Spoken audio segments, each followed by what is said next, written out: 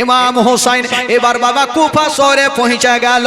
যেমন পৌঁছে গেছেন মা, একখানা তাম্বা গাড়া হইল, বাবা গো খিমা তৈরি করা হইল। এবার সেই জায়গাতে সবাই থাকতে লাগলো।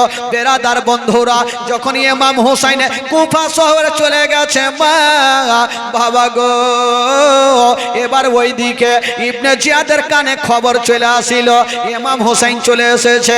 ওই ইবনে জিয়াদ ইমাম হুসাইনকে খবর পাঠালো, ওগো ইমাম হুসাইন তুমি তো কুফা শহর চলে এসেছো, ওই ইয়াজিদের হাতে হাত দিয়ে মুরিদ হয়ে যাও, নচেত যুদ্ধের জন্য তৈরি হয়ে যাও। ইমাম হুসাইন বলেছিল আমি জান দিয়ে দেব, জীবন দিয়ে দেব, ইয়াজিদের হাতে হাত দিয়া মুরিদ হব না। জোরে বলুন, আমি জান দিয়ে দেব, জীবন দিয়ে দেব, ইয়াজিদের হাতে হাত দিয়ে মুরিদ হব না। ইবনে সাদ বলল যখন মুরিদ হবে না তখন তুমি যুদ্ধের জন্য তৈরি হয়ে যাও। কি করা যাবে? ইমাম হোসেনকে জব্দ করার জন্য ইবনে সাদ বললে এক কাজ করো, ফোরাত নদীর পানিকে চতুর্দিক থেকে ঘেরাও করে নাও, কারণ পানি যখন না পাবে তখন তারা বাধ্য হয়ে ইয়াজিদের হাতে হাত দিয়ে মুরিদ হবে। বাবা গো ফোরাত নদীর পানি বন্ধ করে দেওয়া হইল। 10ই মুহররমের দিনে ফোরাত নদীর পানি বন্ধ, 7 তারিখে বন্ধ হলো। তবে বেরাদার, একটা ছোট্ট ছোট্ট বাচ্চারা কি করে পানি ছাড়া থাকতে পারে? 7 তারিখে বন্ধ, 10 তারিখ পর্যন্ত পানি বন্ধ। বাবা গো ছোট্ট ছোট্ট বাচ্চারা পানি পাচ্ছে না। আহ সুবহানাল্লাহ। কবি লিখেছেন বাবা গো যখন পানি পাচ্ছে না সবাই জারে জার হয়ে কাঁদছে। ইমাম হোসেন বলেছিল একদিন কেন 100 দিন যদি পানি বন্ধ রাখো তবু ইয়াজিদের হাতে হাত দিয়ে মুরিদ হব না। সুবহানাল্লাহ। ও ফোরাত নদী বন্ধ করে মিটবে কি মনের আশা? আর 3 দিন কেন 100 দিন রইব রে পিপাসা, রইব রে পিপাসা। কারবালাতে শহীদ হইয়া, কারবালাতে শহীদ হইয়া বাঁচাবো ঈমান। ধীরে ধীরে চলেন নবী ঈদগাহর ময়দান, ও ধীরে ধীরে চলেন নবী ঈদগাহর ময়দান। জোরে বলুন, আরো জোরে বলুন। 10ই মুহররমের দিনে নাসির আলী সাহেব সাইড থেকে 5000 টাকা ফোন পে দিয়ে পাঠিয়েছেন। সুবহানাল্লাহ, মাশাআল্লাহ। আপনারা দান করতে থাকেন আর জীবনী শুনেন। হ্যাঁ, দোয়া করে দিচ্ছি ভাই, দান করতে থাকেন আর জীবনীটা শুনেন। আচ্ছা, আপনারা বিরক্ত হচ্ছেন নাকি? যারা যারা শুনবেন না হাত তুলেন তো। মাশাআল্লাহ, যারা শুনবেন একটু হাত তুলে দেখান। 100 করে দিয়ে যান যারা হাত তুলেছে। আর হাত তুলে আগে মাগে বলে হাত তুলি, টাকা লাগলে হাত তুলবো না। হ্যাঁ, টাকা লাগবে ভাই, টাকা ছাড়া আমার ইঞ্জিল কিন্তু আগে বাড়বে না। আমার টাইম পার হয়ে গেছে। কিন্তু ভাই রে, যখন জীবনী আছে, জীবনী তো শেষ নেই। কারণ জীবনী ইমাম হাসান হোসেনের জীবনী 5-3 দিনে কিছুই হয় না। এই যে যেখান থেকে বললাম এইটুকু মিনিমাম 7 দিন চলবে। যেটুকু আসলাম 7 দিন চলবে, তাতে দেখেন আমি 3 দিনে নিয়ে চলে আসলাম। তার মানে বুঝেন যে কতটা ঘটনা আমি ছাড়লাম, বুঝলেন কতটা ঘটনা ছেড়েছি আমি। তবে বাবা গো আরো মারাত্মক ঘটনা আছে। 10ই মুহররমের দিনে ইমাম হোসেন কারবালার প্রান্তরে শহীদ হবে। সুবহানাল্লাহ। কারবালার ইতিহাস শুনে বুক ফেটে যায় রে, ইসলামের জন্য লেন হোসাইন শহীদ কারবালায় রে, ইসলামের জন্য লেন হোসাইন শহীদ কারবালায় রে। কারবালার ইতিহাস শুনে বুক ফেটে যায় রে, ইসলামের জন্য লেন হোসাইন শহীদ কারবালায় রে, ইসলামের জন্য লেন হোসাইন শহীদ কারবালায় রে। 10ই মুহররম দিনে জুমার ওয়াক্তে কারবালাতে ভেসে গেল হুসাইনের রক্তে, আজ সেই দিন মোদের জগৎকে কান্দাই রে ইসলামের জন্য লেন হোসাইন শহীদ কারবালায় রে ইসলামের জন্য লেন হোসাইন শহীদ কারবালায় রে। বাবা গো, ইমাম হুসাইন দেখছেন যে না, ফোরাত নদীর পানি যখন তারা বন্ধ করে দিয়েছে, এবার কি করব? তাহলে আমাকে যেতে হবে যুদ্ধের ময়দানে। ইমাম হুসাইন যাওয়ার জন্য রেডি হচ্ছেন। বাবা মনসুর সাহেবের আম্মা 200 টাকা 20 কেজি ধান। আচ্ছা, সবারই জন্য দোয়া হবে খালা। ইমাম হুসাইন দেখছেন যে না, এবার আমাকে যুদ্ধের ময়দানে যেতে হবে। নবী পাকের পাগড়ি খানা বাঁধছেন। বাবা কবি লিখেছেন বেরাদার, নবী পাকের পাগড়ি খানা মাথায় বাঁধিল, আর সেরে খোদার তরবারি হাতে যে নিল। জোরে বলুন। ও নবী পাকের পাগড়ি খানা মাথায় বাঁধিল, সেরে খোদার তরবারি হাতে যে নিল। চাচা হামজার ঢাল নিয়ে হলো রওয়ানা, চাচা হামজার ঢাল নিয়ে হলো রওয়ানা। আব্বা ছেড়ে যেও না গো, আব্বা রেখে যেও না। ইমাম হুসাইনের হস্ত ধরে কান্দে সাকিনা, আব্বা ছেড়ে যেও না গো, আব্বা রেখে যেও না। ওই মামা হোসেন কারবালা যায় ঘোড়ার ওপর চড়ে, আরে মা সাকিনা পড়ে আছেন ঘোড়ার পা ধরে। এতই করে বুঝাইয়া বা হৃদয় মানে না, এতই করে বুঝাইয়া বা হৃদয় মানে না। আব্বা ছেড়ে যেও না গো, আব্বা রেখে যেও না। ইমাম হোসেনের হস্ত ধরে কান্দে সাকিনা, আব্বা ছেড়ে যেও না গো, আব্বা রেখে যেও না। জোরে বলুন সুবহানাল্লাহ। ইমাম হোসেন যাওয়ার জন্য রেডি হচ্ছেন। বাবা আচ্ছা বলেন তো ভাই, 3 দিনের পিপাসা যদি কেউ থাকে, বলুন তো তার অবস্থা কি হতে পারে? একদিন আমরা রোজা করি, মনে হচ্ছে যে কদিন থেকে পানি পান করিনি। 3 দিনের পিপাসা কি করে থাকবে? বাবা গো, ইমাম হুসাইন যুদ্ধের ময়দানে যাওয়ার জন্য রেডি হচ্ছে, আর কান্নার, ছোট্ট বাচ্চার কান্নার আওয়াজ কানে ভেসে আসছেন। কে কাঁদছেন? 6 মাসের বালক আলী আসগার মার কোলে ছটফট করে কাঁদছে। আলী আসগার মার কোলে ছটফট করে কাঁদছে, 6 মাসের শিশু সন্তান। কিন্তু আলী আসগারের মা বেটাকে বলছেন, বেটারে, ওরে কলেজার পাড়া, ওরে নয়নের তারা, তোমাকে চিন্তা করতে হবে না বেটা, তুমি আমার দুগ্ধ পান করে নাও বেটা। হায় রে আলী আসগার, মায়ের স্তনে মুখটা লাগিয়েছে না বাবা, খোদার কসম গো, ওই মায়ের স্থান থেকে আলী আসগার মুখটাকে টেনে নিচ্ছেন। বন্ধুরা কেন টানছেন? মা ওই মায়ের স্থানে এক ফোঁটাও দুগ্ধ আসে না। 3 দিন থেকে পানি নাই, মায়ের স্থান পর্যন্ত শুকিয়ে গেছে, পানি আসে না। আলী আসগারের মা বেটাকে বলছেন, বেটা রে, তুমি আমার দুগ্ধ পান করো। আলী আসগার মায়ের স্থানে মুখটা লাগাচ্ছে না, আবার মুখটাকে টেনে নিচ্ছে না, আবার মুখটা লাগাচ্ছে না, আবার মুখটাকে টেনে নিচ্ছে না। আলী আসগারের মা ভাবছেন, আল্লাহ, আমার স্থানে হয়তো কোনো দুগ্ধ নাই বলে আমার বেটা বারবার করে মুখটাকে টেনে নিচ্ছে। হায় রে জননী মা, আলী আসগারের মা চিন্তা করছেন, আল্লাহ, আমি মা হইয়া নিজের সন্তানকে বাঁচাতে পারবো না। যখন বারবার করে আলী আসগার মুখটা টানছেন, মা চিন্তা করছেন আল্লাহ হয়তো আমার সন্তানের জীবনটা বাঁচবে না। মা মার কোলে ছটপট করে কাঁদছে, মুখে কথা বলতে পারে না।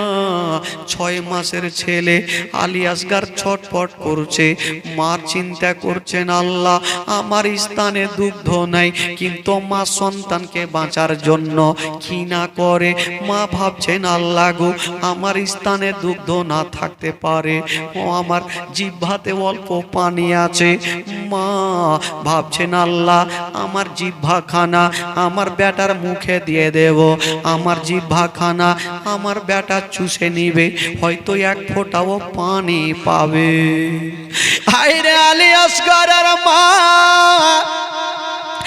বেটাকে নিয়ে বলছেন বেটা রে তুমি চিন্তা করো না বেটা, আমার জিহ্বা খানা তুমি চুষে নাও বেটা। আলী আসগরের মা নিজের জিহ্বা খানা বেটার মুখে ঢুকিয়ে দিয়েছেন। কিন্তু বেরাদার আলী আসগার মায়ের জিহ্বা খানা চুষে গো, কিন্তু খোদার কসম 1 ফোঁটাও পানি আসে না। বারবার করে মুখে নিচ্ছেন জিহ্বা, আর বারবার করে মুখটাকে টেনে নিচ্ছেন। বাবা গো হাতের তালু বারবার যদি ঘষা যায় হাতটা গরম হয়ে যাবে। আলী আসগারের মা বারবার জিহ্বা মুখে দিচ্ছেন, কিন্তু জিহ্বাটা যেন আগুনের মতো গরম হয়ে গেল। আলী আসগার মুখটা টেনে নিচ্ছেন। মা বলছেন বেটা রে ওরে লাডলা দুলারা ওরে কলেজার পাড়া তুমি আমার জিহ্বা চুষে নাও বেটা, কেন তুমি মুখটা টানছো রে লাল। হায় রে আলী আসগার বাবা গো বারবার করে মুখটাকে টেনে নিচ্ছে না। মা বুঝে গেল আমার স্থানে দুগ্ধ নাই, আমার জিহ্বাতে পানিও নাই। মা ভাবছে এখন যদি আমার সন্তান আমার কোলে থাকে, যদি ছটপট করে দুনিয়াটা ছাড়ে, আমার স্বামীকে কি বলবো, একবার আমার স্বামীর কাছে নিয়ে যাই। হায় রে আলী আসগারের মা বেটাকে বুকে করে স্বামীর কাছে হাজির হয়ে গেল। স্বামী গো ও গো আমার মাথার তাজ, আপনাকে একটা কথা বলবো স্বামী গো। দেখেন বাবা গো 10ই মুহররমের দিনে অবস্থা কেমন হয়েছিল। মা বলছেন স্বামী গো আমি বিয়ের পর থেকে নিয়ে আপনার কাছে কোনোদিন কোনো দাবি করিনি।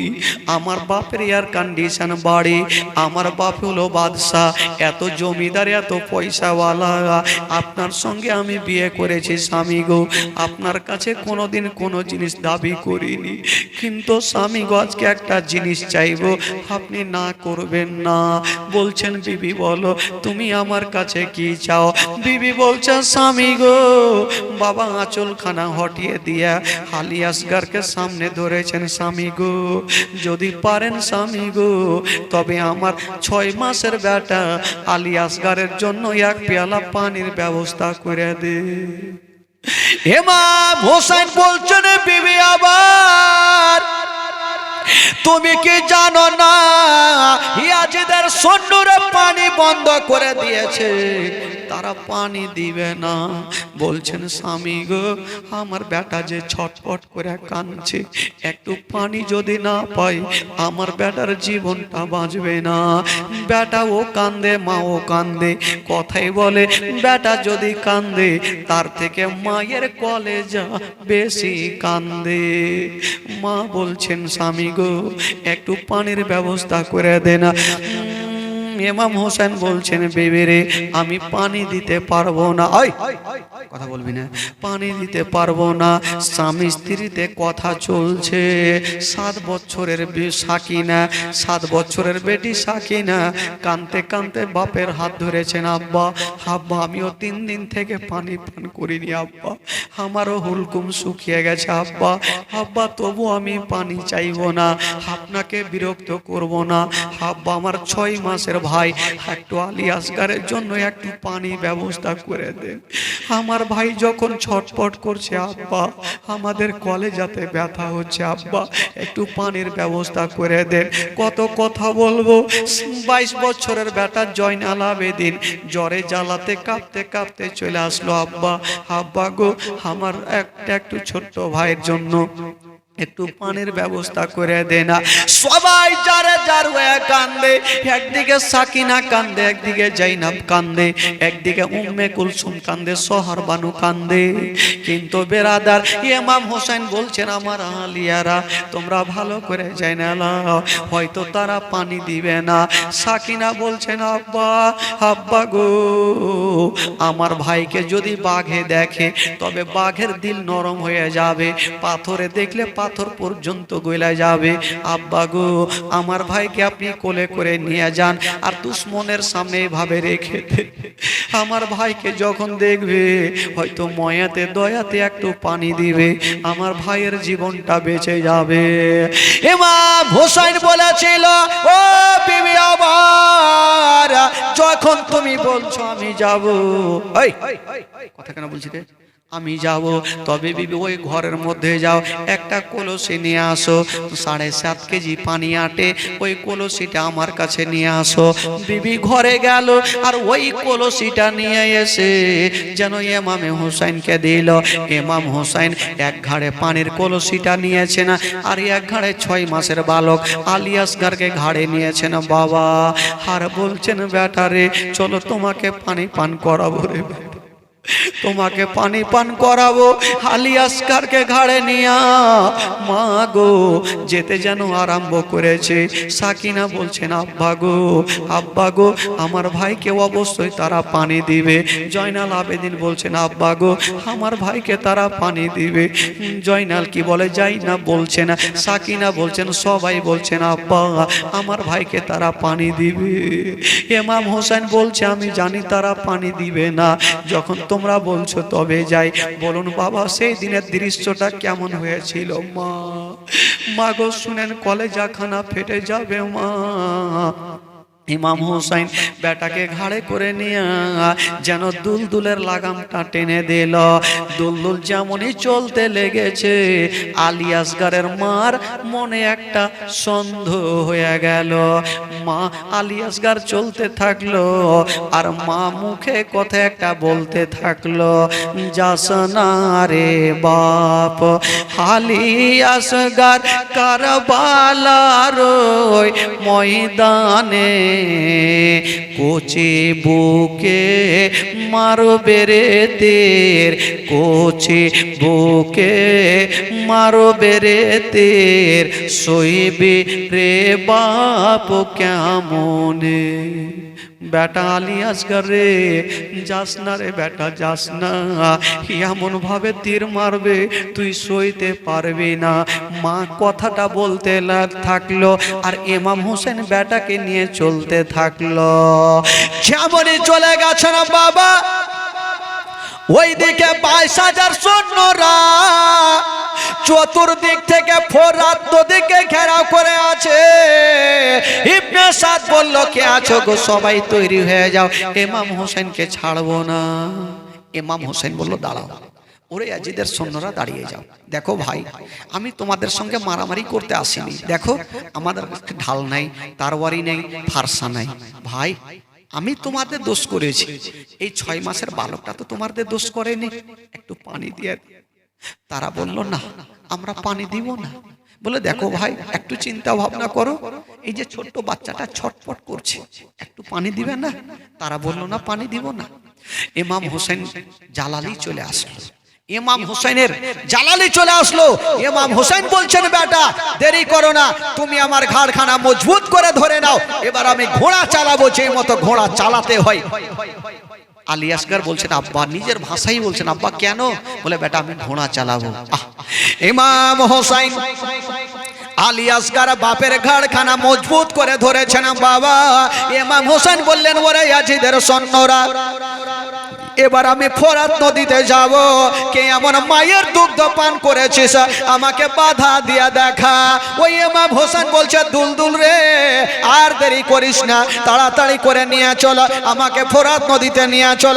ওই দুলদুল বাবা একবার সামনে দেখলো, ডানে দেখলো, বামে দেখলো, পিছনে দেখছেন বন্ধুরা, সামনে দেখছেন 22,000 সৈন্য ছিল। ওই দুলদুল বাবা গো 22,000 সৈন্যর বুকের ওপর দিয়া চিড়তে ফাড়তে গিয়া ফোরাত নদীতে নেমে গেল। জোরে বলুন। যেমনই ফোরাত নদীতে নেমে গিয়েছে না বাবা, কেউ যদি 3 দিন থেকে পানি পান না করে, হঠাৎ করে যদি সামনে পানি দেখে, বলুন তো তার দিলটা কত খুশি হবে। আলী আসগার পানির দিকে দেখছে, তবে ইমাম হোসেন ব্যাটার দিকে দেখে না, নিজের দিকে দেখে না বাবা। ওই দেখছেন দুলদুলের দিকে দেখছেন। দুলদুল এত গতি বেগে দৌড়িয়ে এসে দুলদুলের সমস্ত চেহারা দিয়ে যেন ঘাম ঝরছে। দুলদুল বলছেন ওগো মা ফাতেমার বেটা হোসাইন, আমি তো চলে আসলাম, কিন্তু মুখে কথা বলতে পারে না। ইমাম হোসেন কিন্তু বুঝতে পারছে, বলছে দুলদুল রে এই পানি আমার জন্য মানা, আমার সন্তানের জন্য মানা, কিন্তু তোর জন্য মানা নাই। তোর লাগামটা ছেড়ে দিলাম, যত পারো তুমি আসুধা করে পানি পান করে নাও। দুলদুলের লাগামটা ছেড়ে দিয়েছেন বাবা। ওই দুলদুল নিজের মুখটা পানিতে চুবড়েছে, পানি টান পর্যন্ত মারেনি, এক ফোঁটা পানি হুলকমে যায়নি।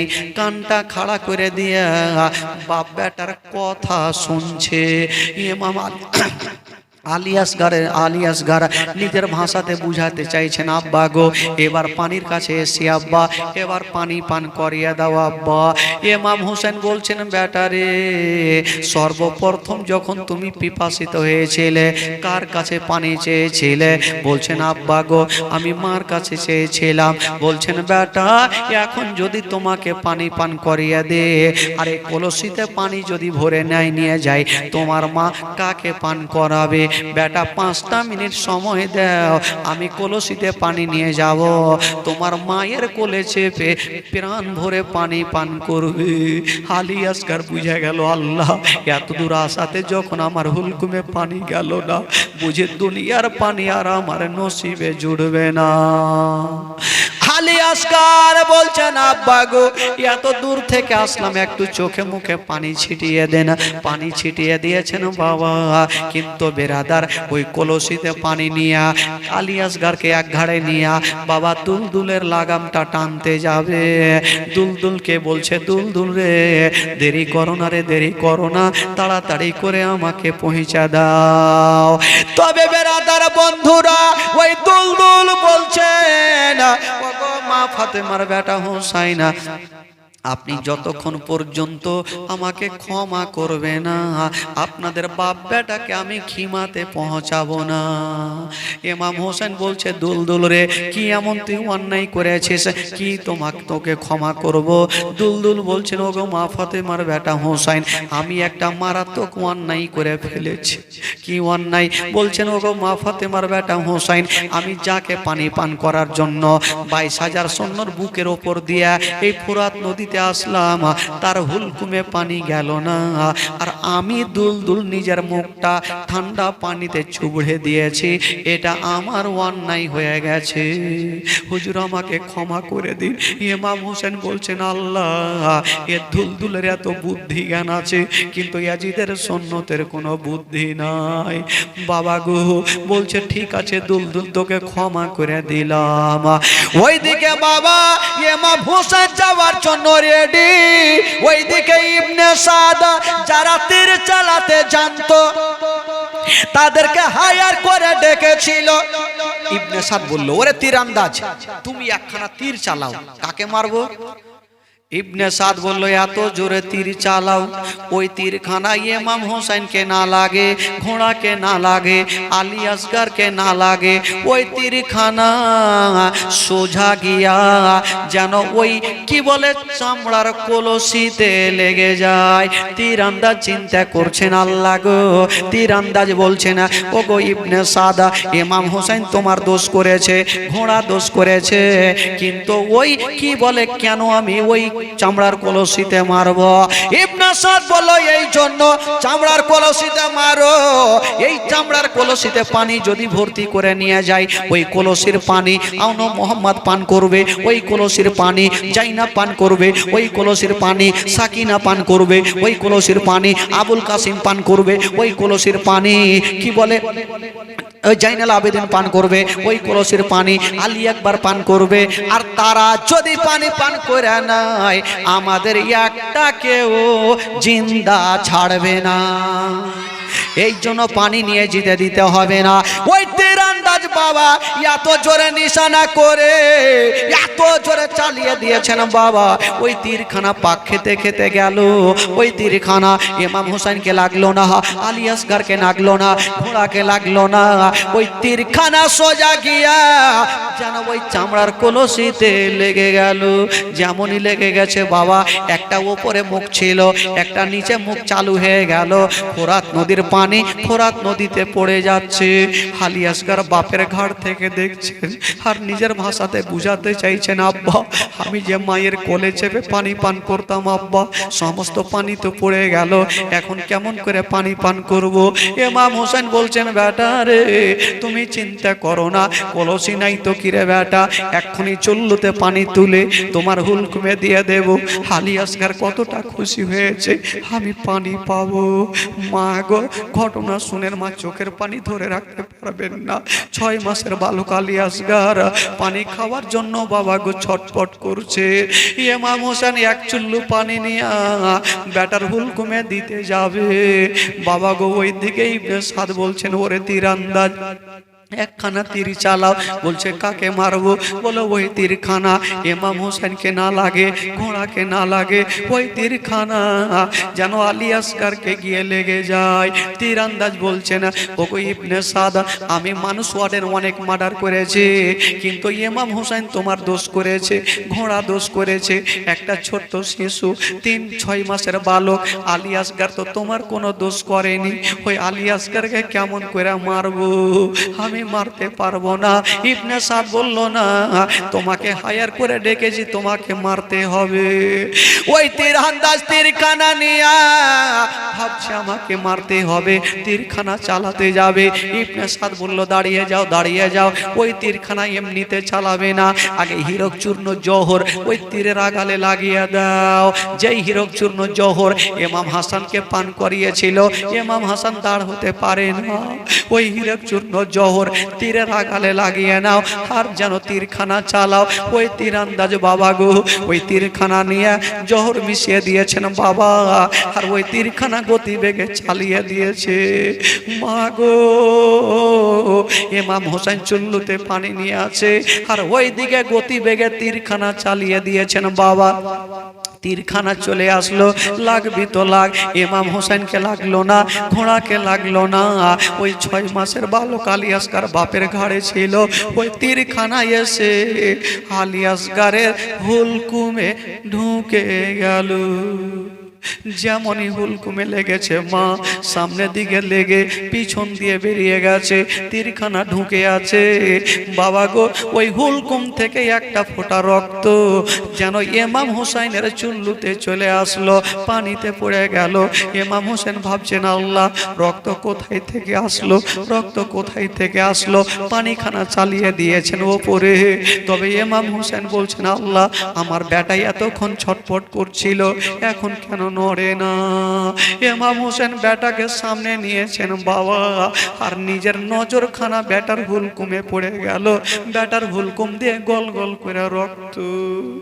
ইমাম হোসেনের সমস্ত জামা যেন রক্তাক্ত হয়ে গেল। ইমাম হোসেন হুলকুম থেকে তীরখানা টান দিয়েছেন বাবা, তীরখানা ঢুকতে সোজা, কিন্তু সহজে বেরিয়ে আসে না। এই জন্য তীরের আগালে আঁকুড়া লাগা থাকে। তীরখানা বেরিয়ে আসিল, রক্ত মাংস নিয়ে বেরিয়ে গেল। মা আলী আসগর একবার শুধু একটু চিৎকার করেছে, আর যেন মুখে কথা বলতে পারে না, বাপের কোলে শুয়ে গেল। সকলে পড়ুন, ইন্না লিল্লাহি ওয়া ইন্না ইলাইহি রাজিউন। আলী আসগর জগৎটা ছেড়ে চলে গেছে। ইমাম হোসেন বেটাকে ঘাড় কি বলে গামছাতে ঢেকে নিয়েছেন, কিন্তু ইমাম হোসেন চোখের পানি ফেলছেন না, সবুরের পাহাড় হয়ে আছে। ইমাম হোসেন চোখের পানি ফেলে না, সবুরের পাহাড় হয়ে আছে। বেটাকে নিয়েছেন ঘাড়ে আর বলছেন দুলদুল রে, আর দেরি করো না, আমার আলী আসগার আর দুনিয়ার পানি পান করবে না রে। আমার আলী আসগার এমন পানি পান করেছে রে, আর দুনিয়ার পানি পান করবে না। চলো আমার বেটাকে আমাদেরকে নিয়ে চলো খিমাতে। ওই দুলদুল বাপ বেটাকে নিয়ে যাচ্ছে মা, আর ওইদিকে সাকিনা মাকে ডাকছেন, মা গো, মা একটু তাড়াতাড়ি চলে আসো। মা কি হলো রে বেটি? বলছেন মা গো, আমি জানতাম আমার ভাইকে বাঘে দেখলে বাঘের দিল গলে যাবে, পাথর দেখলে পাথর দিলের গলে যাবে। বলে কি হলো রে বেটি? বলছে মাকে আমি জানি মা, আমার ভাইকে যদি নিয়ে যায় তবে তারা পানি পান করাবে। আরে বেটি, তোর ভাইকে পানি পান করালো, তুই এখান থেকে কেমন করে বুঝলি রে মা? বলছেন মা গো, বুঝবো না কেমন করে মা? যাওয়ার সময় আমার ভাই যখন আমার আব্বার কোলে গিয়েছিল কত ছটফট করে কাঁদছিল, কিন্তু আসার সময় দেখেন মা, আমার ভাই আমার আব্বার কোলে পানি পান করে আরামে ঘুমিয়ে আছে মা। মা বলছে বেটির একটু আসতে দাও রে, আসতে দাও। সাকিন একদিকে আছে, জয়নাল আবেদিন একদিকে আছে। এবার চলে আসলো ইমাম হোসেন, মুখে কথা বলে না। ইমাম হোসেন দুলদুল থেকে নেমে গেল, দেখছেন ইমাম হোসেনের সমস্ত শরীরে রক্ত লাগা। বলছেন বিবি রে, বিবি রে, একবার তোমার সন্তানকে তুমি কোলে নাও। যেমনই বিবিকে কোলে দিতে গেছে, গামছাখানা চেহারা থেকে উড়ে গেল, আর বিবির নজর খানা বেটার হুলকুমে পড়ে গেল। মা যদি সন্তানের অবস্থা দেখে, মা কোনো মা দিলকে থামতে পারবে না। হায় রে আলী আসগারের মা, কাঁদতে কাঁদতে অজ্ঞান হয়ে পড়ে গেছে। একদিকে সাকিনা গড়াগড়ি দেয়, একদিকে জয়নাল আবেদিন গড়াগড়ি দেয়, একদিকে সোহরবানু কান্দে, একদিকে জাইনাব কান্দে, একদিকে উম্মে কুলসুম কান্দে, সবাই কান্দে। ইমাম হোসেন বলছেন আল্লাহ গো, আমার তো সবাই কান্দে, বেটা কান্দে, বেটি কান্দে, সবাই কান্দে, কিন্তু যে মা 9 মাস 10 মাস 10 দিন ধরে গর্ভে রেখেছে, আলী আসগার মা কেন কান্দে না? আলী আসগার মাকে নড়াচ্ছে রে বাবা। আলী আসগারের মা আছে, কিন্তু দাঁতি লেগে গেছে। বেটার অবস্থা দেখে মা দাঁতি লেগে গেছে। ইমাম হোসেন বলছেন আল্লাহ, আল্লাহ গো, আমি কেমন করে মনে হয় আমার বিবিকে বাঁচাতে পারবো না। আল্লাহ গো, কেমন করে বাঁচাবো? একটু পানি যদি পেতাম, চোখে মুখে ছিটা মারলে বিবি কি বলে দাঁতি খুলে যেত, জ্ঞানটা চলে আসিত। ইমাম হোসেন বলছেন, আমার আল্লাহ বলছেন হোসেন চিন্তা করো না, চিন্তা করো না, তোমার হাতখানা তোমার বিবির চেহারাতে বুলিয়ে দাও, আমি আল্লাহ দাঁতি খুলে দিব। সঙ্গে সঙ্গে ইমাম হোসেন বিবির চেহারাতে হাতখানা বুলিয়েছেন, বাবা বিবির দাঁতি খুলে গেল। আর যেমনই দাঁতি খুলেছে মা, সঙ্গে সঙ্গে আলী আসগারকে টেনে বুকে লাগিয়ে নিল। বলছেন স্বামী গো, ও গো আমার মাথার তাজ, কোন এমন দুশ্মন দুরাচার, তার দিলে কি দয়া হইল না, ময়া হইল না? আমার আলী আসগারকে এত জোরে তীরখানা মেরেছে। বাবা গো, ইমাম হোসেন বাবা গো আলী আসগারকে কোলে দিয়েছেন, বিবি যেন ঝরঝর করে কাঁদতে লাগলো। বাবা গো,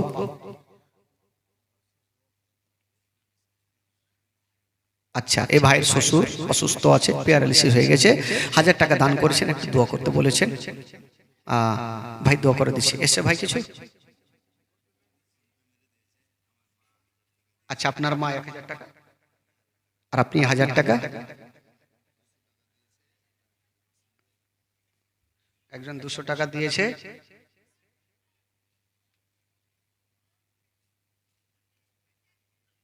ঠিক আছে,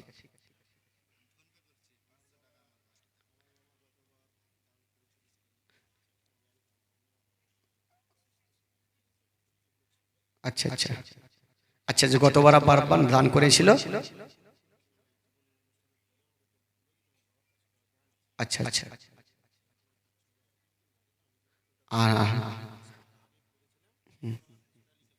আচ্ছা ভাইয়ের জন্য 500 টাকা নিয়ে গেছেন। আচ্ছা আচ্ছা, ঠিক আছে, বাবা দানটা করে দিয়েছেন। আচ্ছা, ইন্তিকাল করেছেন। এ মা একটু বসেন খালা, একটু দোয়া করে দেবো, দোয়া করে যান খালা, আর 3টা মিনিট বসেন আমার সোনা, 3টা মিনিট বসেন। আমি আর আপনাদের বিরক্ত করব না, আমি জানি রাত্রি 1:45 হতে চললো। বেরাদার বন্ধুগণ, বাবাজি আমার ভাই ইমাম হোসেন বেটাকে নিয়ে কাঁদতে থাকলো। আচ্ছা, সবাই সিন্নি আছে খালা, বসেন চুপচাপ, শিরনি ছেড়ে বাড়ি যাবেন না কেউ। হ্যাঁ, শিরনি নিয়ে যাবেন সবাই, কারণ শিরনি ছেড়ে বাড়ি যাই খালা। সুবহানাল্লাহ। বাবা গো, ইমাম হোসাইন আলী আসগারকে নিয়ে কানতে কি বলে খিমাতে থাকলো। আলী আসগার সারা জীবনের মতো দুনিয়াটা ছেড়ে বিদায় নিয়ে চলে গেল। কবি লিখেছেন বাবা, ও বেটাকে নিয়া ইমাম হোসাইন গেল নদীর ধারে, এক একটু পানি দাও না ভাই আলী আসগারে। ও ছেলেকে নিয়া ইমাম হোসেন গেল নদীর ধারে, এক একটু পানি দাও না ভাই আলী আসগারে। তীর খেয়ে আলী আসগার হিলে ডলে না, তীর খেয়ে আলী আসগার হিলে ডলে না। তারা পানি দিল না গো, তারা পানি দিল না। ইমাম হোসাইনের হস্ত ধরে কান্দে সাকিনা, আবা ছেড়ে যেও না গো, আবার রেখে যেও না। ওই ইমাম হোসেন বেটাকে নিয়ে খিমার মধ্যে গেল, আপন কোল হতে স্বামী বিবির কোলে দিল। বিবি বলে আর কতকাল সইব যন্ত্রণা, বিবি বলে আর কতকাল সইব যন্ত্রণা। তারা পানি দিল না গো, তারা পানি দিল না। ইমাম হোসাইনের হস্ত ধরে কান্দে সাকিনা, আবা ছেড়ে যেও না গো, আবার রেখে যেও না। সকলে দাঁড়িয়ে যান আর সালাতু সালাম পড়েন।